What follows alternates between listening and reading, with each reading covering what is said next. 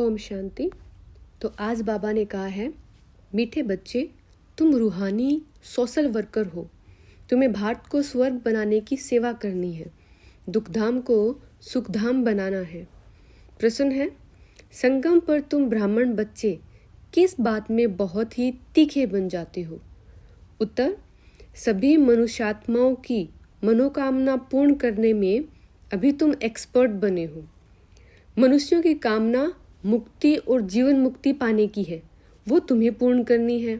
तुम सबको शांति का रास्ता बताते हो और शांति जंगल में नहीं मिलती, लेकिन आत्मा का स्वधर्म ही शांति है।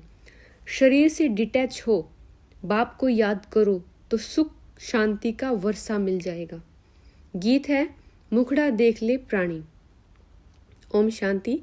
बेहद का बाप अपने सिकिलते बच्चों को समझा रहे, जिन बच्चों ने बाप को जाना है और बाप की शरण में आए हैं, कहते प्रभु तेरी शरण आए।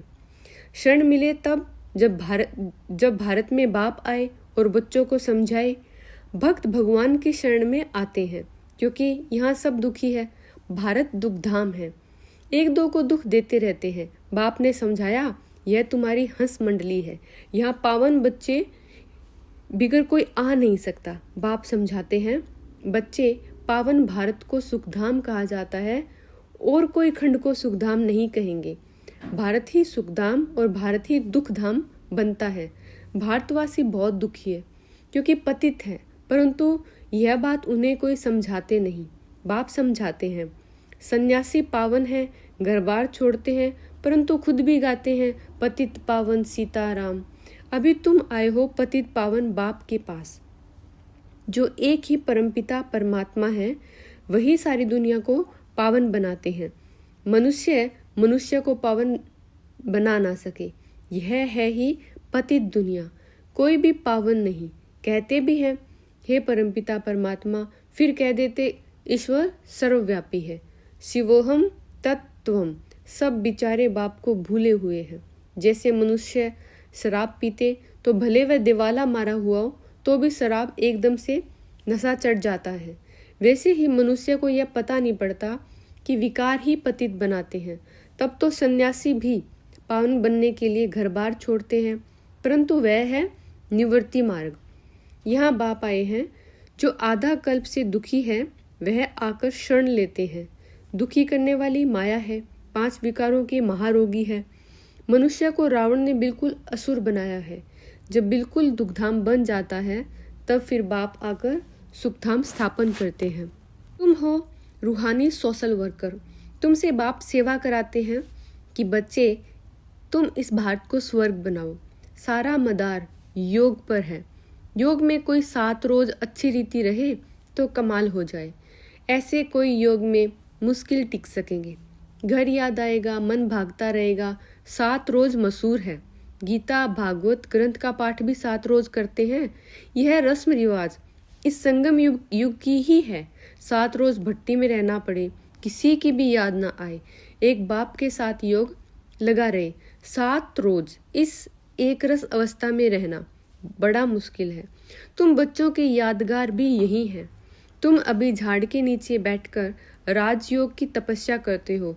जगत अम्बा भी है और तुम बच्चे भी हो। तुम हो सभी मनुष्यों की सर्व मनोकामनाएं स्वर्ग में पूरी करने वाले, मनुष्यों को मुक्ति और जीवन मुक्ति का फल देने वाले। तुम एक्सपर्ट हो। दुनिया में कोई नहीं जानते कि मुक्ति जीवन मुक्ति किसको कहा जाता है। पतित दुनिया में कौन पावन बना सकते हैं? सन्यासी लोग शांति के लिए घर बार छोड़ते हैं, परंतु शांति तो मिल नहीं सकती। आत्मा का स्वधर्म है शांत और मनुष्य ढूंढते हैं बाहर। यह किसको पता नहीं कि आत्मा का खुद का धर्म ही शांत है। यह ऑर्गन्स है, क्या शरीर, चाहे कर्मेंद्रियों से काम लो या ना लो। हम आत्मा इस शरीर से अपने को डिटैच कर लेते हैं। जैसे रात को आत्मा डिटैच हो जाती है ना, सब कुछ भूल जाती है, उसको कहेंगे नींद। यहाँ सिर्फ शांति में तुम बैठते हो। आत्मा कहती है, मैं कर्मेंद्रियों से काम कर थक गई हूँ। अच्छा, अपने शरीर से डिटैच कर लो। यह ऑर्गन्स है कर्म करने के लिए। ये हाथ पैर जो है, यह नॉलेज बाप ही देते हैं। डिटैच कर बैठ जाओ, कुछ ना बोलो, परंतु डिटैच होकर कहाँ तक बैठेंगे? तुम जानते हो काम के बगैर तो कोई रह नहीं सकता। अब डिटैच हुए हो, परंतु साथ में फ़ायदा भी चाहिए। सिर्फ डिटैच होकर बैठने से फ़ायदा नहीं होगा। डिटैच हो, फिर मुझे याद करो तो फ़ायदा होगा, शक्ति मिलेगी। बाप समझाते हैं, बच्चे यह ज्ञान इंद्र सभा है, तुम सब रत्न बैठे हो। कोई पत्थर बुद्धि बैठा होगा तो वायुमंडल खराब कर देगा, क्योंकि शिव बाबा की याद में रहेगा नहीं, उसको मित्र संबंधी याद आएंगे। पर तुमको तो अपने बाप को निरंतर याद करना है। यह कोई कॉमन सत्संग नहीं है, एक बड़ी यूनिवर्सिटी है। मेडिकल कॉलेज में कोई अनपढ़ आकर बैठे तो कुछ नहीं समझेगा, उनको तो अलाउ ही नहीं करेंगे। सिर्फ देखने से कुछ समझ नहीं आया। इस नॉलेज को भी विकारी पतित समझ ना सके, इसलिए ऐसे को अलाउ नहीं किया जाता। किसको? विकारी को। कोई कहे कि हम क्लास में आए, लेक्चर सुने, परंतु इससे कुछ समझ नहीं सकेगा। ये यूनिवर्सिटी है, मल्ले 6 सवत्स देवता बनने के लिए। यहाँ ऐसे को अलाउ नहीं किया जाता जो पतित हो। तुम जानते हो बेहद के बाप की शरण में आए हैं और बाप से सदा सुख का वर्षा लेने। बाप खुद कहते हैं, यह ब्रह्मा का जो शरीर है यह बहुत जन्मों के अंत का वानप्रस्थ वाला है। यह भी बहुत शास्त्र आदि पढ़ा हुआ है। ब्रह्मा बाबा ने भी सारे शास्त्रों का अध्ययन किया था। अभी मैं सब वेद शास्त्रों का सार इन द्वारा सुनाता हूँ, ब्रह्मा बाबा के द्वारा। ब्रह्मा के हाथ में शास्त्र दिखाते हैं। विष्णु की नाभि कमल से ब्रह्मा निकला, समझाया है। विष्णु की नाभि कमल से ब्रह्मा, ब्रह्मा की नाभि कमल से विष्णु निकला। ब्रह्मा सरस्वती दोनों कैसे नारायण लक्ष्मी बनते हैं, फिर 84 जन्म पूरा कर अंत में ब्रह्मा और सरस्वती बनते हैं। तुम बच्चे जानते हो आधा कल्प से माया ने दुखी बनाया है। भारत जितना दुखी और कोई नहीं, पर भारत जितना सुखी भी और कोई नहीं हो सकता।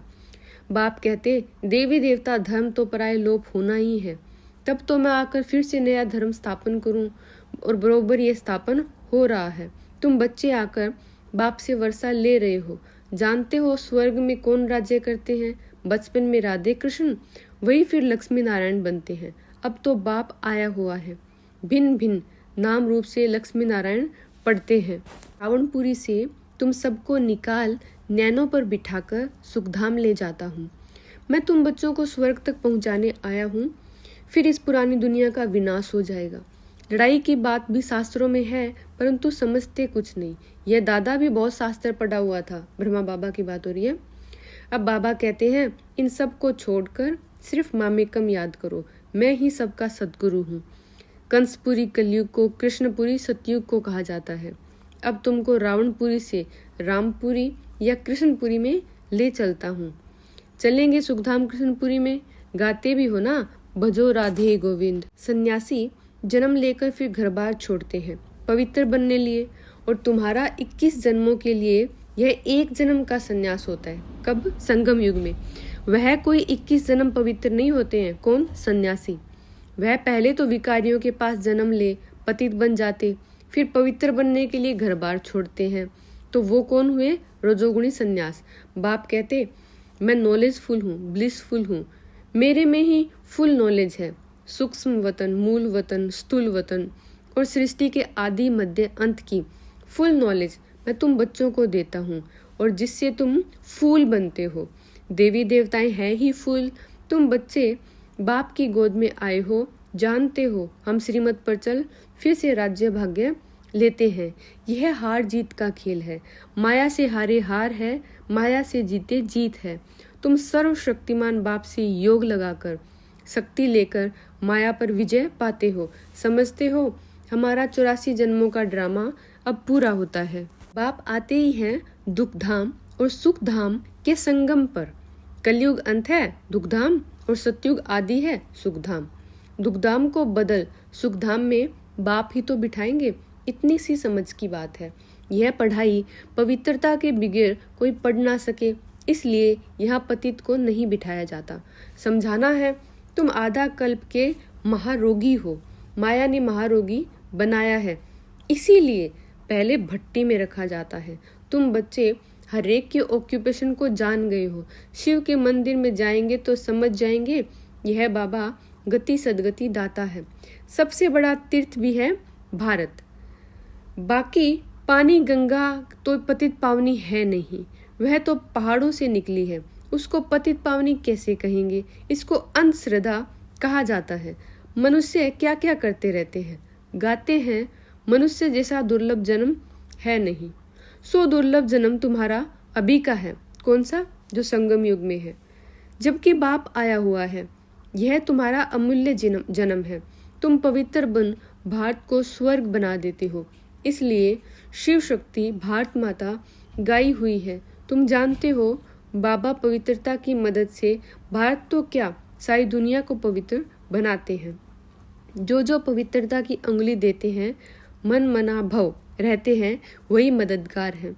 इसका अर्थ भी तुम समझते हो, यह दादा भी नहीं समझते थे। इनके बहुत गुरु किए हुए हैं, शास्त्र पढ़े हुए हैं। इसकी बात कर रहे हैं ब्रह्मा बाबा की। तब बाबा कहते हैं, मामेकम याद करो, मैं ही तुम्हारा सब कुछ हूँ, गति सदगति दाता हूँ। मनुष्य तो पतित है, अब तुम हो शिव बाबा के पास ब्रह्मा द्वारा वर्षा लेने। इस नीचे बगैर कोई आ ना सके, आकर और ही अशांति फैला देंगे। तुम भारत को सुप्रीम शांति में ले जाते हो। यह है स्थापना का कार्य जो मनुष्य कर ना सके। तुम भी शिव बाबा की मदद से कर रहे हो। तुमको भी प्राइज क्या मिलती है? स्वर्ग के मालिक बनते हो। ऐसे बाबा के बनते भी फिर निश्चय बुद्धि नहीं है तो माया एकदम से हप कर लेती है। अच्छा, मीठे मीठे सिकिलदे बच्चों प्रति माता पिता बाप दादा का याद प्यार और गुड मॉर्निंग। रूहानी बाप की रूहानी बच्चों को नमस्ते। मीठे मीठे सिकिलदे बच्चों का माता पिता बाप दादा को याद प्यार और गुड मॉर्निंग। रूहानी बच्चों की रूहानी बाप को नमस्ते। धारणा है, इस एक जन्म में पुरानी दुनिया से संन्यास कर बाप का मददगार बनना है। पवित्रता की अंगुली देनी है और मन मना भव रहना है। भारत को सुप्रीम शांति में ले जाने की सेवा करनी है। इस शरीर से डिटैच हो बाप की याद में रहकर शक्ति लेनी है और शांति का दान देना है। वरदान है, तीनों कालों और तीनों लोकों की नॉलेज को धारण कर बुद्धिवान बनने वाले विघ्न विनाशक भव। अर्थात जो तीनों कालों और तीनों लोगों के नॉलेजफुल है, उन्हें ही बुद्धिवान अर्थात गणेश कहा जाता है। विघ्न विनाशक, वह किसी भी परिस्थिति में विघ्न रूप नहीं बन सकते। यदि कोई विघ्न रूप बने भी तो आप विघ्न विनाशक बन जाओ। यदि कोई विघ्न रूप बने तो आप विघ्न विनाशक बन जाओ, इससे विघ्न खत्म हो जाएंगे। विघ्न विनाशक आत्माएं वातावरण और वायुमंडल को परिवर्तन कर देती है, उसका वर्णन नहीं करती। किस चीज का? विघ्न का। विघ्न का वर्णन नहीं करती कि ये प्रॉब्लम आई, ये प्रॉब्लम आई। वो उसको वायुमंडल को ही पूरे को परिवर्तन कर देती है। स्लोगन है, अपनी चलन और चेहरे से सत्यता की सभ्यता का अनुभव कराना ही श्रेष्ठता है। ये थी आज की मुरली। ओम शांति।